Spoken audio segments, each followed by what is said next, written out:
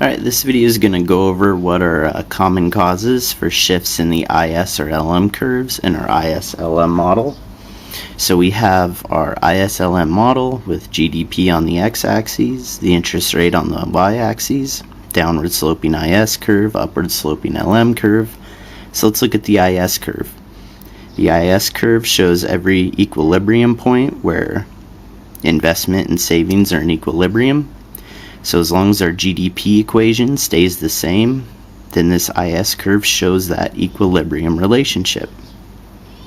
So if the interest rate goes down, GDP needs to go up in order to keep investment and savings in equilibrium. So that makes sense. But if any of these guys change, then we're going to see a shift in this IS curve to compensate for that change. So first we can start with consumers. Consumption spending can change if consumers decide to save more or save less, so the marginal propensity to consume changes. If consumers decide to save less, then we see an increase or a rightward shift in the IS curve, because at any given interest rate, GDP needs to be larger in order to keep things in equilibrium. Or at any given GDP level, the interest rate needs to be higher in order to motivate that savings. However, if consumers decide to save more,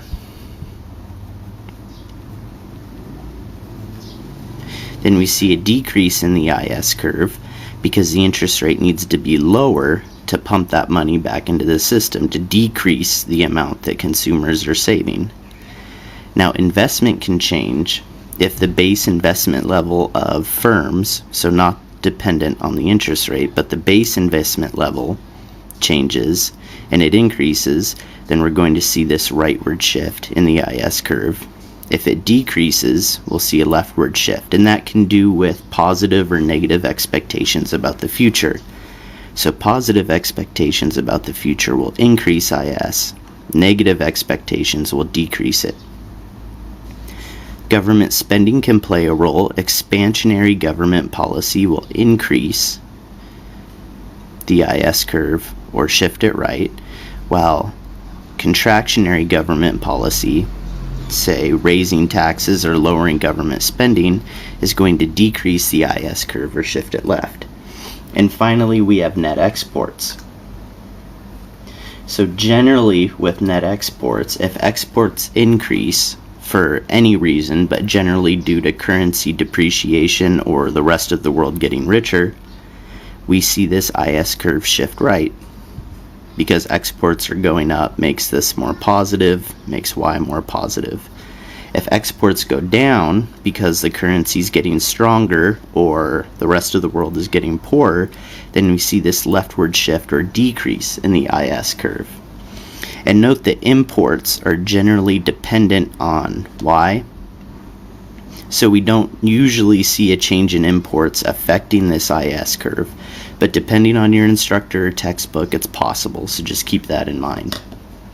Next, we'll look at possible shifts in the LM curve. All right, possible shifts in the LM curve will occur due to changes in our LM equation. So here we see money supply over the price level equal to liquidity preference for money, or money demand, which depends on GDP and the interest rate. So Y and I changing is already endogenous in the model, so we don't have to worry about this side. What will shift the LM curve is a change in this money supply or a change in the price level. So if the central bank or the Federal Reserve decides to increase the money supply by buying T-bills, that's going to shift the LM curve to the right. So money supply going up is going to shift this guy to the right, and it's saying that at any given interest rate, we're going to have a higher level of GDP in order to keep the money market in equilibrium. Now, if the Federal Reserve or the central bank decreases the money supply, say by selling T-bills, then that LM curve shifts left because we see a decrease in money supply, or this M, and that results in a leftward shift of the LM curve. Now, what can also happen is we can see a change in transaction technologies or the velocity of money or something like credit cards. Now, this doesn't change the physical money supply, but it makes the real money supply go up. So if you have access to credit cards, you can actually spend money that you don't have, so the real amount of money or the virtual amount of money or the money available in the economy has gone up, even though the physical amount of money hasn't changed. So that sort of technological change will increase or shift right the LM curve because there's more money available to consumers even though the physical amount hasn't changed. And finally, what if the price level changes?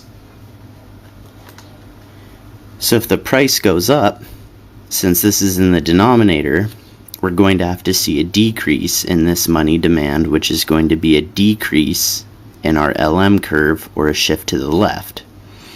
If generally prices go down, we're going to see an increase in this real money supply, and so the demand for money is going to have to increase, and we see this rightward shift in the LM curve.